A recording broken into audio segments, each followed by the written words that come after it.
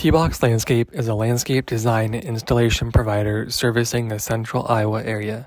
In this short video, we'll explain what the design and installation process is like using TeBock's Landscape. The first step in our design process is the initial meeting. We will set up an appointment to meet you at your property and assess the area you would like landscaped. This is the time where we will ask questions and determine what design elements you are wanting in your landscape. We will also take measurements of the area at this time. After we know what the homeowner wants, we will work on putting together an official drawing for the project.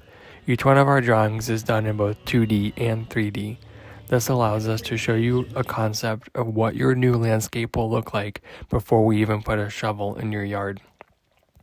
Once the design is accepted, we can begin work on your project. All of our landscapes are installed by workers of TeBock's Landscape. We do not subcontract other landscapers or contractors to install our landscapes. We start the project and we finish the project.